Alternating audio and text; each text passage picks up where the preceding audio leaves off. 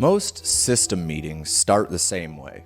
Everyone sits down, someone opens a laptop, and the very first thing on the screen is a spreadsheet or a Smartsheet grid or some new software demo.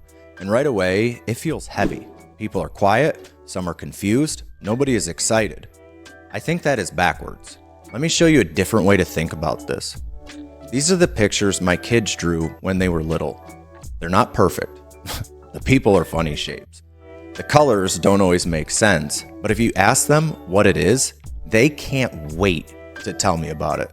This is you. This is the truck. This is the job site. This is the sun. Kids don't start with a detailed plan in their heads. They draw and talk at the same time. Psychologists who study child development see this a lot.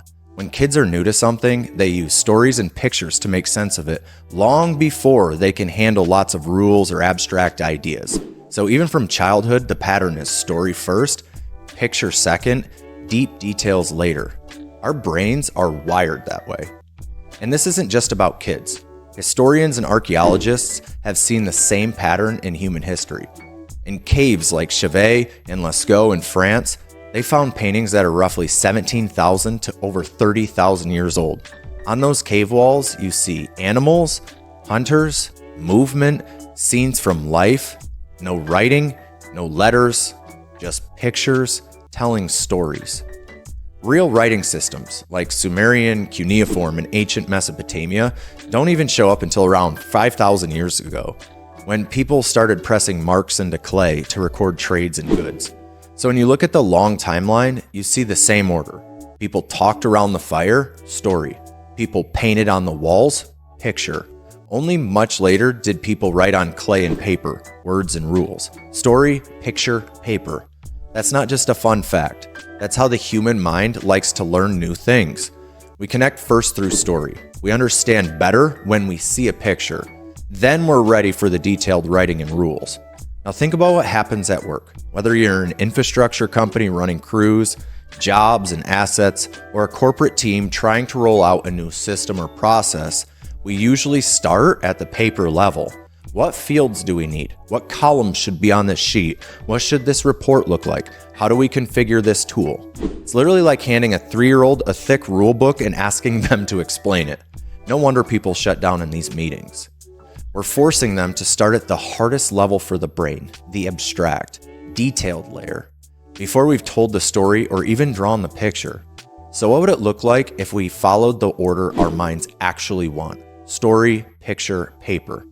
Let's use a simple example.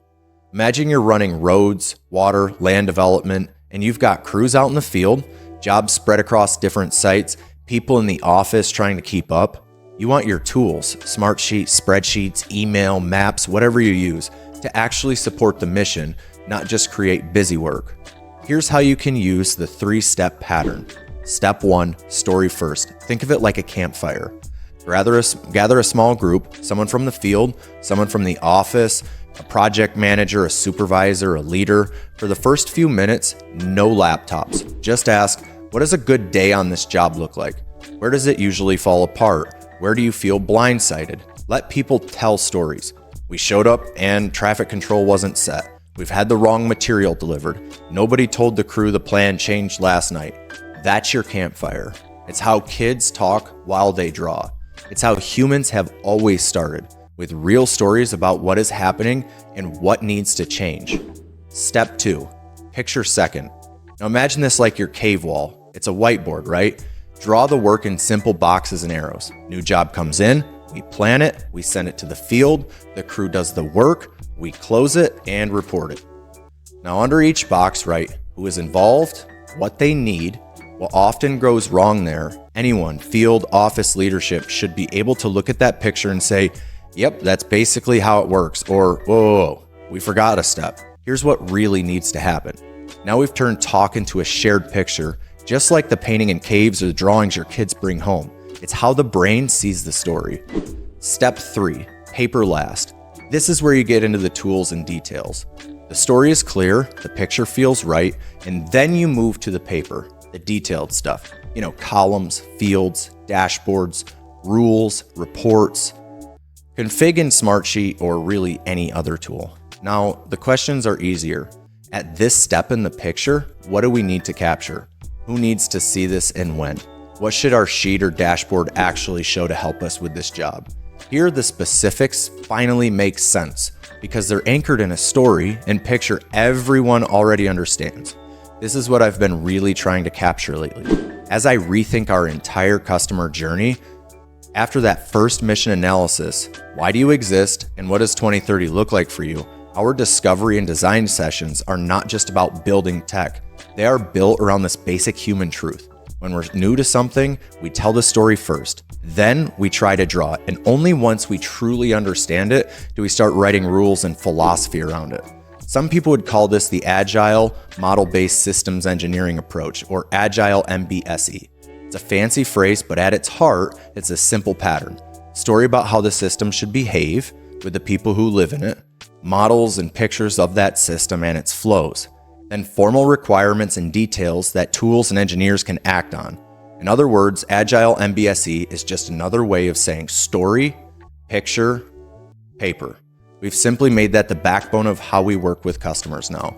So if your systems meeting feels like they start in the wrong place, if people get lost in tools and fields and charts, try this order. Story first, let people talk about what's really happening.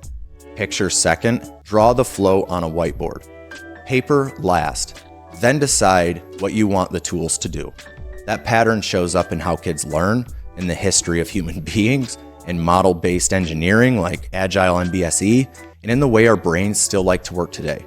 If you follow the story, picture, paper, you're more likely to end up with systems and tools that your people actually understand and want to use, and that truly support the mission you're trying to reach by 2030.